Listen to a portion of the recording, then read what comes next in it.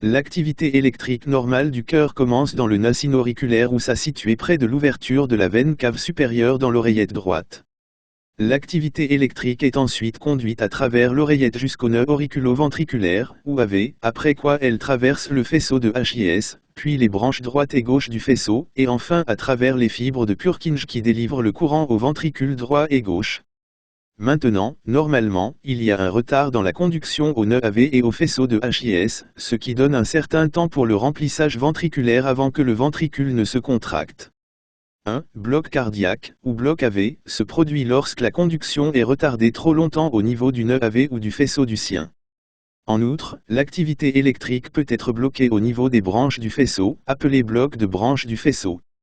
D'accord, sur le CG, le délai normal dans le nœud AV est représenté par l'intervalle PR, qui est normalement inférieur à 5 carreaux, soit 200 millisecondes. Il existe trois principaux types de blocs AV. Le bloc AV de premier degré n'est techniquement pas vraiment un bloc, c'est plus un retard. Chaque impulsion auriculaire finit par atteindre les ventricules.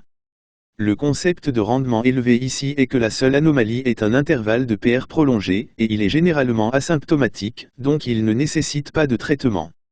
Le bloc AV de deuxième degré a deux sous-types, Mobitz 1 et Mobitz 2. Dans Mobitz 1, chaque impulsion auriculaire rencontre un délai de plus en plus long jusqu'à ce que l'une d'entre elles ne parvienne pas à atteindre les ventricules. Le concept de rendement élevé ici est que sur le CG, cela se reflète lorsque l'intervalle PR devient de plus en plus long jusqu'à ce que tout d'un coup, le cœur perde un battement.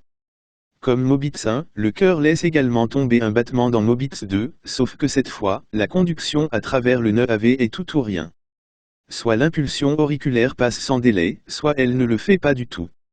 Il n'y a pas de prolongation progressive de l'intervalle PR dans Mobitz 2.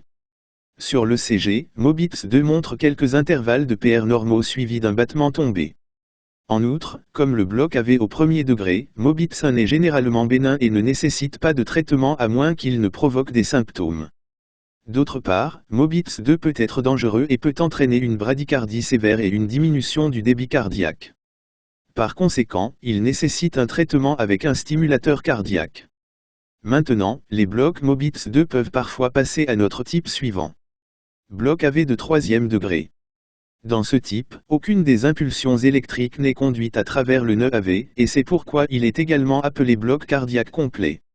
Rappelez-vous maintenant que tous les cardiomyocytes sont capables de démarrer leur propre activité électrique, une propriété appelée automaticité. Ainsi, dans le bloc AV de troisième degré, les ventricules reconnaissent qu'ils ne reçoivent aucune impulsion et réagissent en générant leur propre rythme électrique appelé rythme d'échappement ventriculaire, juste pour s'accrocher à la vie chère. Parce que les oreillettes et les ventricules ont chacun leur propre stimulateur cardiaque, ils se contractent maintenant indépendamment l'un de l'autre, ce qui est appelé dissociation AV. Cette désynchronisation des cavités cardiaques peut réduire considérablement le débit cardiaque, entraînant une syncope ou même une mort cardiaque subite. Sur le CG, les complexes POAV et QRS n'ont rien à voir l'un avec l'autre, chacun apparaissant à ses propres taux. La fréquence auriculaire est de 60 à 100 battements par minute, alors que la vitesse ventriculaire varie généralement entre 30 et 45 battements par minute.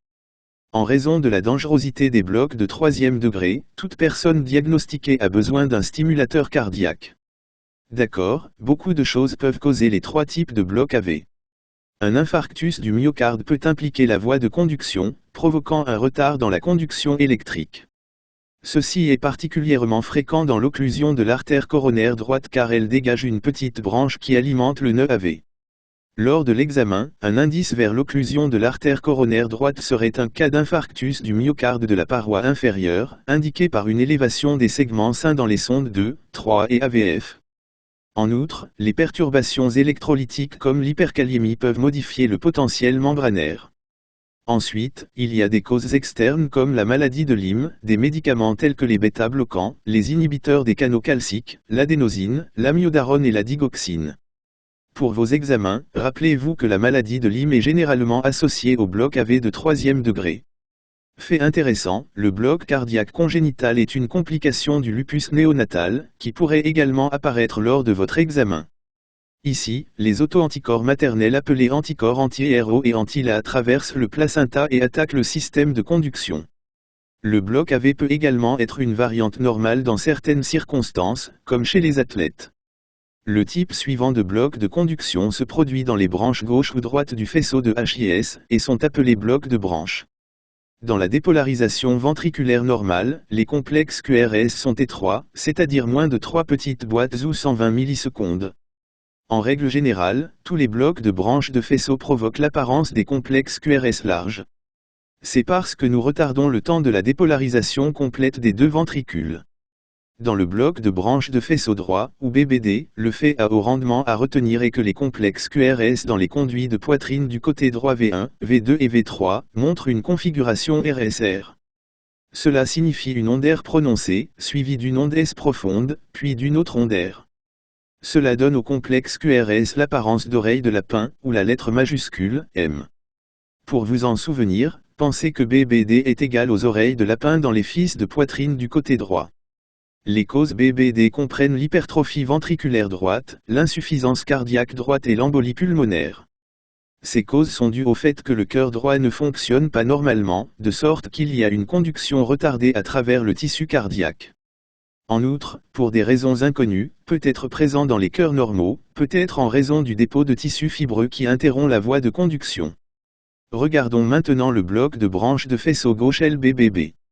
Semblable à RBBB, les complexes QRS seront larges, en raison du retard dans la dépolarisation ventriculaire.